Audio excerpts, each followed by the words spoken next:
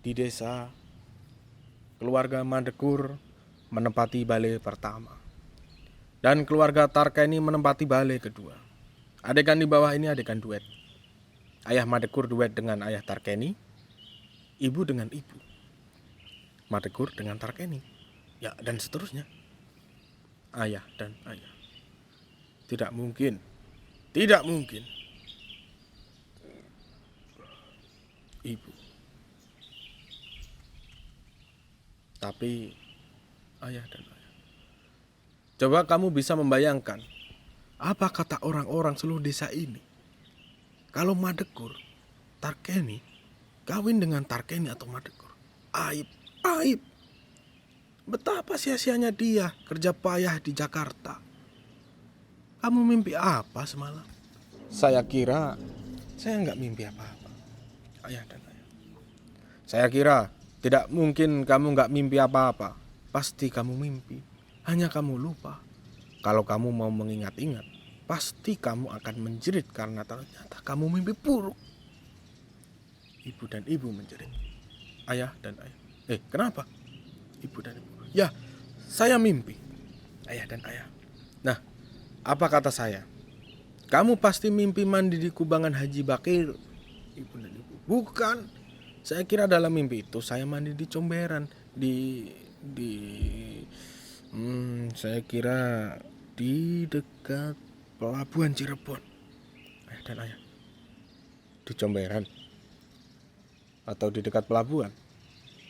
Kamu tahu Comberan dekat pelabuhan artinya air kotoran orang seluruh jagat bertemu jadi satu, dan itu berarti mempunyai takwil yang bukan saja buruk tapi aib setebal tai kerbau. Ya, saya ingat lagi, tai kerbau.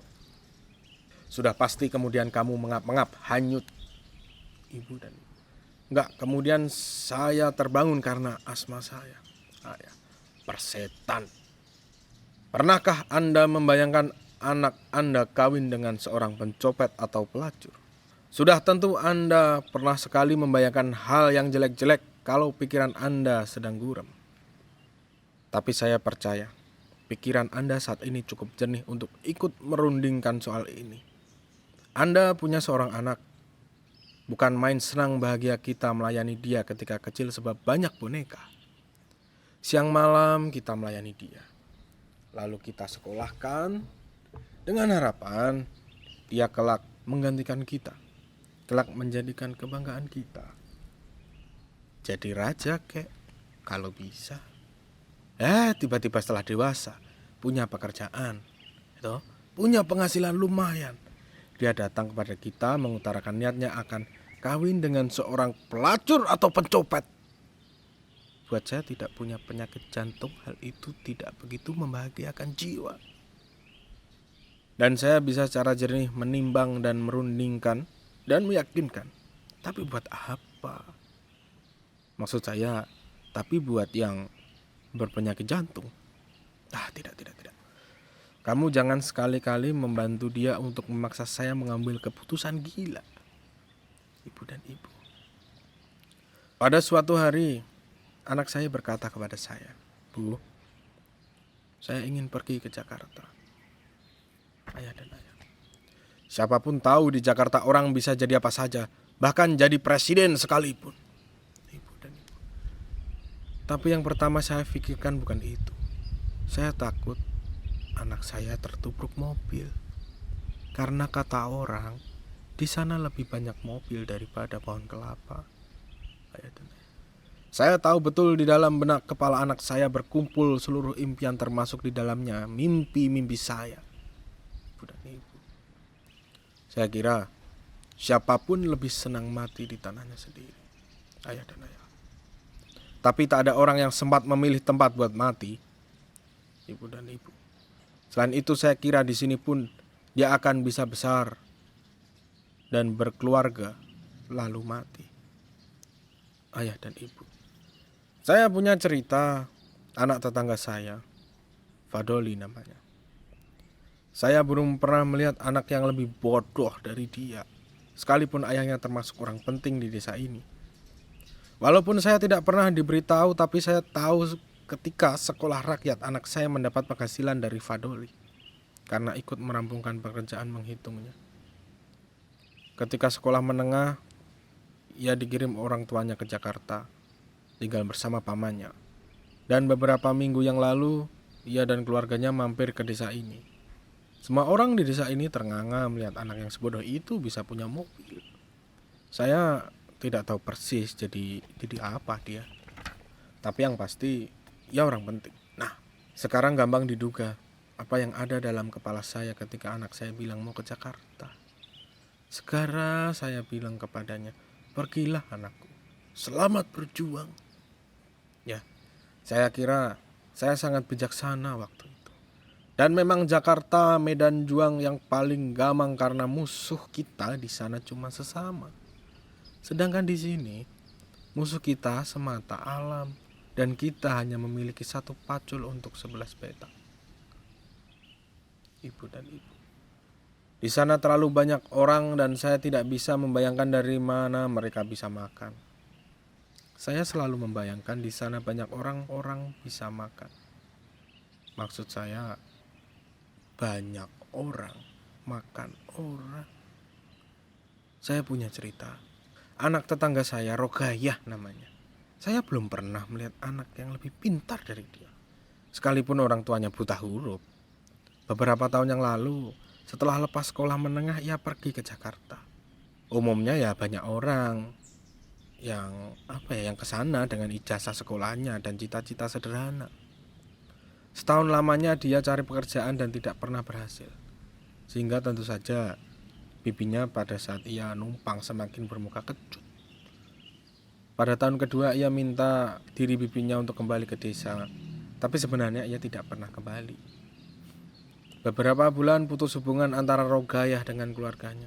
Sampai pada suatu hari seluruh orang di desa gempar ketika seorang pemuda membawa selembar koran di mana termuat mayat Rogayah.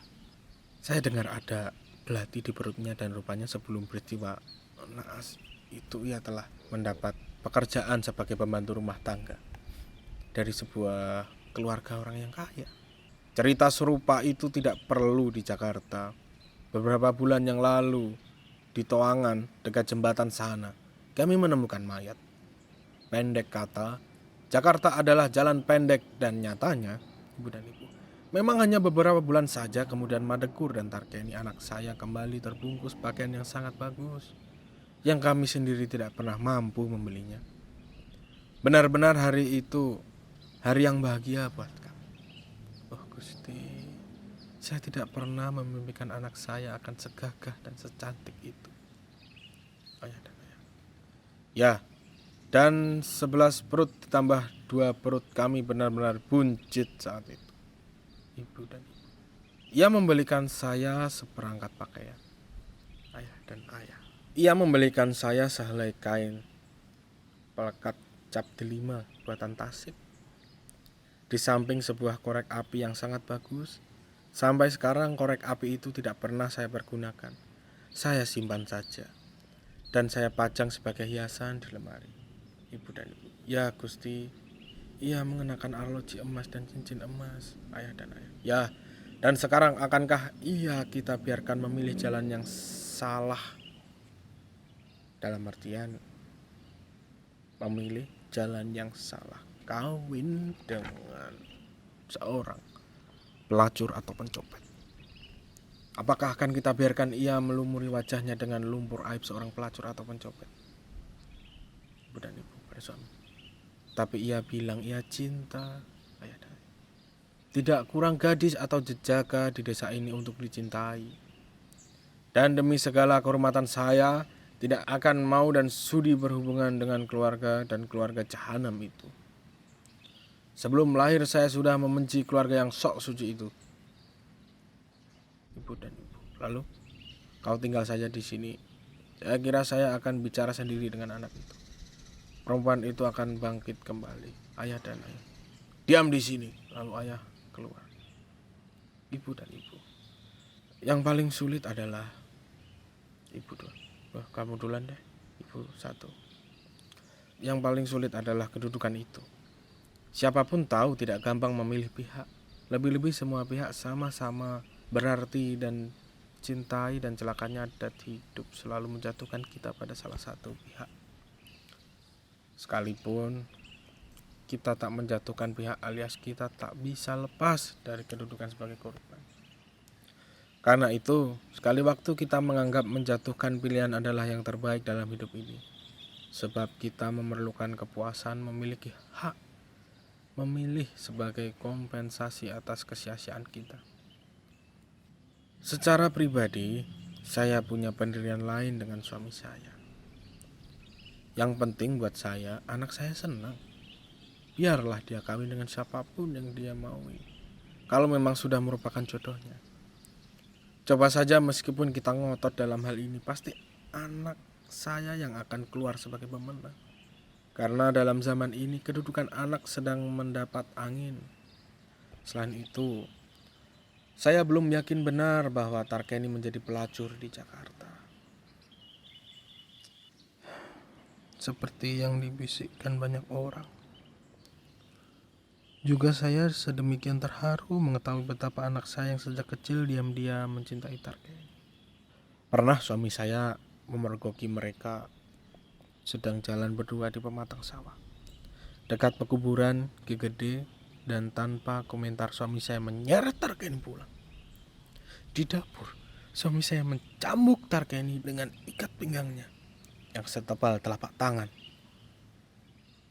Bagaimana tangis Tarkeni tidak perlu diceritakan.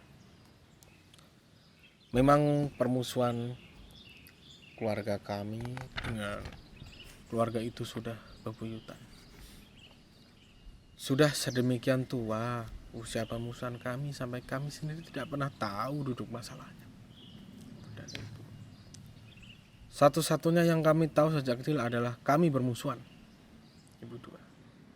Ada seorang paman kami pernah mencoba menjelaskan kenapa kami bermusuhan. Pada suatu malam, dalam bulan puasa, kakek kami ketika masih jejaka berkelahi dengan kakek mereka di pekarangan masjid. Persoalannya kakek kami dan kakek mereka sama-sama jatuh cinta kepada seorang gadis. Kalau tidak salah ingat, gadis itu dari keluarga moyang Mang Miska, juru kunci masjid. Siapa yang menang sudah pasti kakek kami, karena paman bilang itu kakek jago silat. Hanya sayangnya nasib punya arah cerita yang lain, sehingga dua-dua sama tidak sempat mengawini gadis itu lantaran tergesa meninggal. Nah, sebenarnya bisa saja kemudian sama-sama saling menuduh telah berbuat jahat terhadap sang gadis. Kakek kami menuduh kakek mereka telah mengirimkan guna-guna agar hati gadis itu terpaut hanya pada hatinya. Tapi agaknya salah mantra sehingga menyebabkan gadis itu malah meninggal secara mendadak. Ibu satu. Seorang paman kami pernah bercerita bahwa sebenarnya moyang kami pernah bersana dengan nenek moyang mereka. Jelasnya buyut kami pernah satu tempat tidur dengan salah seorang buyut mereka, tapi lantaran buyut perempuan mereka terbukti serong dengan laki-laki lain, maka buyut kami menjatuhkan talak 3 sekaligus terhadap buyut perempuan mereka. Dengan gaya mengucapkan rahasia, memang mereka keluarga gampang gatel. Ibu dua. Sedangkan salah seorang bibi kami pernah menceritakan bahwa pada suatu hari Jumat, kesal dengan ceritanya sendiri. Ibu satu. Sedangkan salah seorang uak kami pernah menceritakan bahwa pada suatu hari Sabtu, kesal dengan ceritanya sendiri. Ibu dan ibu. Pendeknya begitulah. Sekarang saya kira sudah saatnya saya harus berusaha menimbun lubang permusuhan bebuyutan ini. Sebab kita sama-sama tidak menghendaki akhir Romeo dan Juliet terulang dalam sandiwara ini. Jadi sekali lagi, saya tidak berkeberatan anak-anak saya kawin dengan anak mereka. Meskipun saya akan lebih senang kalau anak saya bisa memilih jodohnya yang lain. Tidak. Saya harus berani mengutarakan pikiran saya belak-belakan kepada suami saya. Kalau memang anak saya tetap pada pendiriannya, saya harus berani membujuk suami saya supaya berubah sikap. Lantaran toh, akhirnya sandiwara ini mereka akan kawin juga. Muncul ayah, dan ayah diikuti Madegur dan juga Tarkeni. Ayah, sekarang marilah kita bicara bertiga dengan lebih tenang. Atur nafas dengan baik supaya darahmu beredar teratur dan tertib, dan supaya kamu bisa bekerja dengan pikiranmu dan tidak dengan perasaanmu. Bu, saya sudah bicara dan anakmu sudah bicara, dan kini giliranmu bicara. Matar. Saya senang pada orang yang keras berpendirian, tapi kamu keras kepala dan saya tidak suka. Sudah berkali-kali kamu mencoba mengutarakan perasaanmu dan tidak pernah sekalipun kamu mengutarakan pikiranmu. Dan itu saya tidak suka. Sebaliknya, saya telah berkali-kali meminjamkan pikiran-pikiran saya yang terbaik buat kamu, tapi kamu tidak suka. Padahal kamu sendiri cukup dewasa untuk memahami bahwa perkawinan tidak semata membutuhkan perasaan.